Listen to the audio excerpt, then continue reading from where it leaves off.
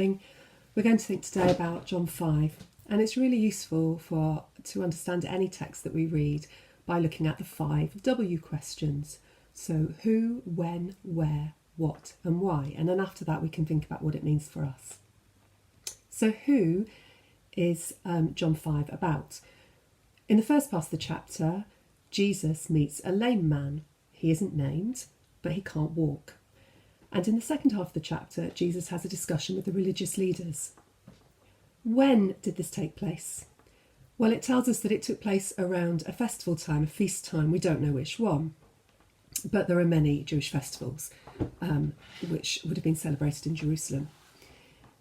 Where did this take place? Well, this took place in Jerusalem by a pool. Maybe it was a man-made pool or a natural pool called Bethesda, near Sheep Gate, where people who were ill sat around, as they believed the water had healing powers when it was stirred or moved by an angel. The ill people believed that the first one in the water after it had been stirred by an angel would become well again. So what happens in this story? Jesus finds one man out of many around the pool who has been unable to walk for 38 years. He looks at him, and that means that he really sees him and engages with him. And he asks him a strange question. Do you want to be made well? It's strange because you'd think that it was obvious that if he was sat by the pool with all the rest, waiting to be helped into the water, that obviously he does want to be made well. But the man explains to Jesus that there's no one to help him get into the water.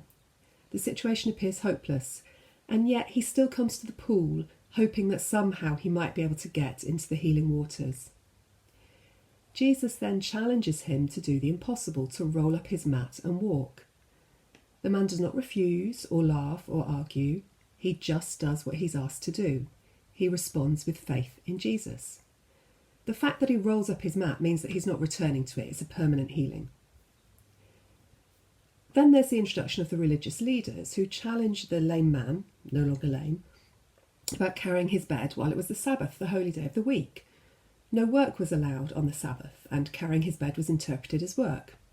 Now, the lame man says he doesn't know who healed him, but Jesus finds him again and tells him to sin no more or something worse may happen to him.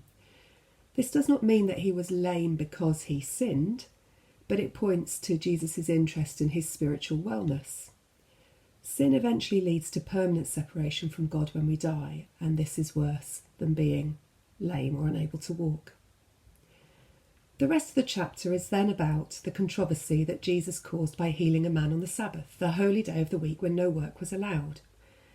Jesus answers the religious leaders who are criticising him by saying that God is his Father and that his Father works on the Sabbath. Now, the religious leaders considered this to be blasphemous, as Jesus is claiming to be equal to God and claiming therefore that God breaks the Sabbath law. But Jesus says that God the Father never stops working to preserve us, even on the Sabbath, and therefore that Jesus will do the same as the Father.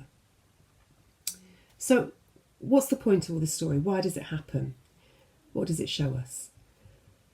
So, first of all, we see Jesus' compassion. Now, compassion means that he is moved by the man's situation and he acts to help him. From his question, do you want to be made well, which we think is an obvious answer, we see that Jesus is not just asking about physical healing, but spiritual. Jesus never forces his will on people. It is always a free choice. He wants the man to trust him in faith. Jesus first heals him physically, and then he finds him again and tells him to sin no more. Now, this doesn't indicate that he had been ill because he'd done something wrong, but more that Jesus is concerned for his heart attitude and his spiritual health, not just his physical health. So finally, what does this mean for us?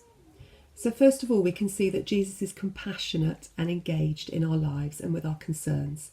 He loves us and he longs for us to be whole people, healed and well spiritually.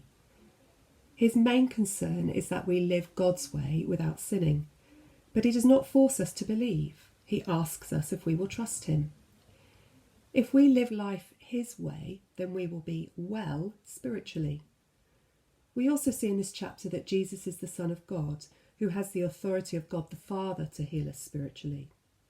The challenge to us is to ask ourselves if we want to be made well in a spiritual sense. And if the answer is yes, then to trust in Jesus and to follow his way for our lives.